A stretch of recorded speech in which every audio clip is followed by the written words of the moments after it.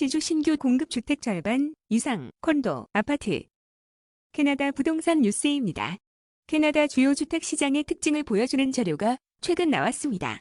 통계청이 BC주를 포함 온타리오와 노바스코샤, 뉴 브런즈윅 등을 대상으로 특수한 주거 환경을 분석한 것입니다.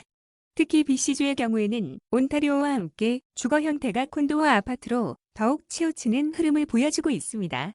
통계청은 최근 캐나다 주택 통계 프로그램 데이터를 보면 팬데믹 이전의 온타리오 도심 중심 지역에서는 홈오너들이 실제 살고 있는 주택이 하락세를 보이고 있었다고 밝혔습니다.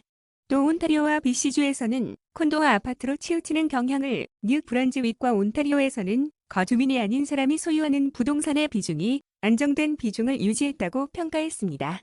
먼저 해당 주에 살지 않는 비거주민이 소유하는 주택의 비중은 온타리오와 뉴 브런즈윅에서는 안정된 비중을 유지했지만 BC주와 노바스코샤에서는 하락세를 보였습니다. 수치로 볼 때 비거주민이 소유하는 주택의 비중은 온타리오에서 2.2%, 뉴 브런즈윅에서 2.9%였습니다. 2020년 데이터로 1년 전과 비교할 때 큰 변화가 없었습니다. 그렇지만 BC주에서는 3.2%에서 3.1%로, 노바스코샤는 4%에서 3.6%로 줄었습니다. 해당 주의 주요 도시를 볼 때 밴쿠버의 비거주민 소유 주택의 비중이 2020년 4.2%로 가장 높았습니다. 특히 광역 밴쿠버 A구역의 비중은 2018에서 2020년 사이 높은 수준을 유지했습니다. 급기야 2020년에는 14.9%로 나타났습니다. 광역 토론토에서는 그 비중이 2019년 2.6%에서 2020년 2.7%로 오히려 줄었습니다. 다만 토론토 센서스 주변 지역에서는 그 비중이 3.8%로 가장 높은 수준을 보였습니다. 주택 공급 측면에서는 다운타운의 인벤토리도 주목을 받고 있습니다. 일반적으로 생각하는 것과 달리 다운타운 중심 지역에서 주택 공급이 비교적 빠르게 진행되고 있기 때문입니다. 지난 2019에서 2020년 사이 전국 주요주의 다운타운 주택 공급은 대도시 지역에서 이전보다 빠르게 진행됐습니다. 즉, 이 기간 동안은 주택 수요를 따라가고 있었다는 의미입니다. 수치로 볼 때 밴쿠버에서는 2%가 늘어나면서 밴쿠버시의 외곽 성장률에 버금갔습니다. 그렇지만 노스 밴쿠버시의 3%, 뉴 웨스트민스터의 3%에는 못 미쳤습니다. 밴쿠버의 주요 비교 대상인 토론토 광역 도시에서는 주택 공급이 1.6% 늘었습니다.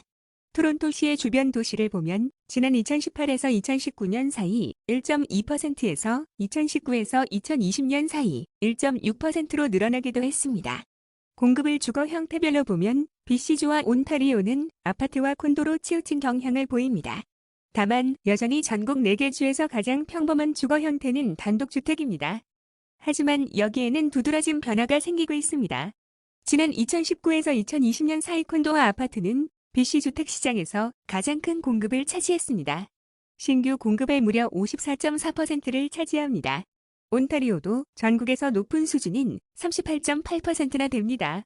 그런데 조사 지역을 광역 도시로 좀 더 범위를 좁힌다면 밴쿠버의 경우에는 무려 75%, 토론토는 59%나 됩니다.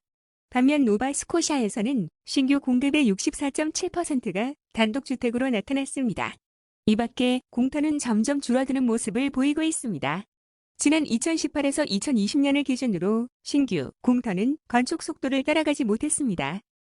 결과적으로 토론토의 전체 공터는 3,245개로 나타났습니다. 반면 밴쿠버의 경우에는 2018에서 2020년 사이 790개 늘었습니다. 헬리팩스에서는 공터가 475개 줄었지만 여전히 2020년 주거용 부동산의 12.2%를 차지하고 있습니다. 밴쿠버의 1.5%나 토론토의 2%와도 비교되는 수준입니다. 이상 캐나다 부동산 뉴스였습니다. 감사합니다.